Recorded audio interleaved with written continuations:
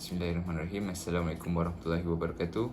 Nama saya Muhammad Razik bin Muhammad Mukhtar dan pada hari ini saya mewakili rakan-rakan saya yang lain akan membentangkan mengenai kertas cadangan projek inovasi digital kami iaitu Easy4Me. Jadi seperti yang kita lihat pada masa kini, kebanyakan setiausaha yang berada di luar sana ketika mengendalikan mesyuarat, mereka sering menggunakan kaedah lama seperti menulis tangan bagi menyunting minit mesyuarat mereka. Hal ini akan menjadikan proses untuk menyiapkan sesuatu dokumen mesyuarat itu mengambil masa yang lebih lama. Kemudian boleh ditambah dengan risiko kehilangan dan sebagainya kerana terdapat pelbagai dokumen mesyuarat yang perlu dibuat pada masa yang sama. Jadi apabila terdapat terlampau banyaknya dokumen yang perlu disediakan, jadi mereka memerlukan sistem penyimpanan yang lebih efisien. Dan sekiranya kaedah yang lama ini masih diteruskan, kita boleh melihatlah risiko seperti sesuatu isu itu hilang dan sebagainya lah. Jadi kami hadir dengan satu solusi iaitu pembinaan sistem Easy4Me lah.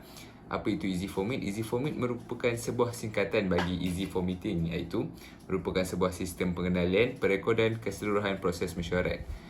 Easy4Me ini mampu untuk menghasilkan memo, senarai edaran, minit mesyuarat, senarai kehadiran mesyuarat serta borang maklum balas secara dalam talian serta ianya dikumpulkan dalam satu website lah.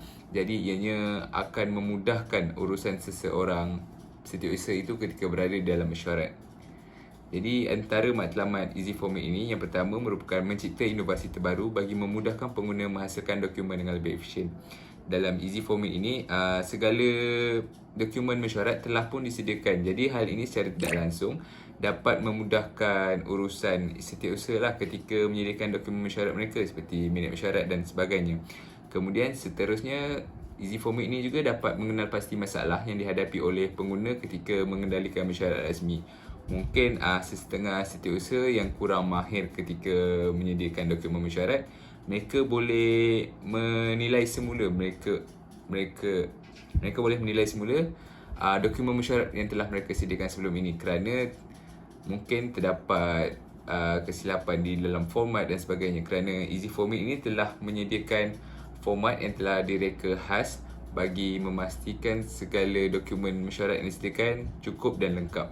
Kemudian matlamat kami yang seterusnya ialah mengutamakan ciri-ciri mudah alih ini dapat dikendalikan oleh seorang setiausaha mesyuarat lah.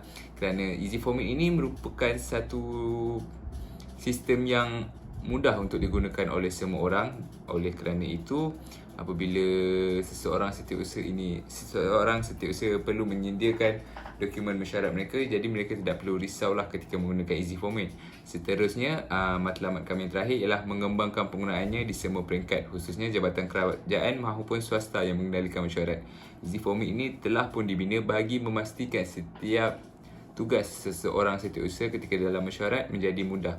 Jadi kami ingin mengambil peluang untuk memastikan Easy4Me ini mampu digunakan di setiap organisasi dan sebagainya lah.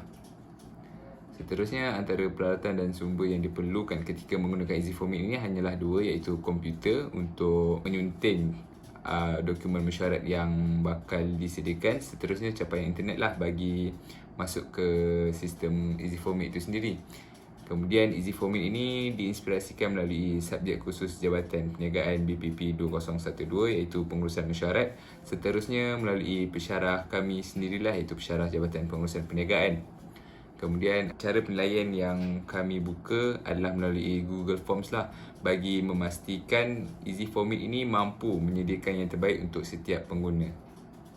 Kemudian catagan iaitu segala proses yang telah kami lalui bagi memastikan Easy4Me ini mampu terbina lah. Yang pertama, mendapatkan aduan dan rungutan daripada setiap pesyarah Jabatan Perniagaan. Seterusnya, kami mengkaji keperluan tersebut dan mengenal pasti segala masalah yang perlu dilaksanakan lah.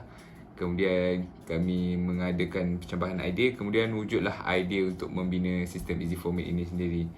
Kemudian kami banyak kali juga kami menguji sistem Easy4Me ini sendiri. Kemudian sehinggalah terbinanya Easy4Me yang telah kami sediakan ini. Jadi ini merupakan interface bagi Easy4Me ini sendiri. pengguna hanyalah perlu log masuk, kemudian mengisi kata laluan. Kemudian pengguna akan dibawa ke laman sesawang seterusnya bagi menyediakan dokumen mesyuarat yang mereka perlukan lah. Jadi sekian, itu sahaja daripada saya mewakili rakan pasukan saya yang lain. Sekian, terima kasih.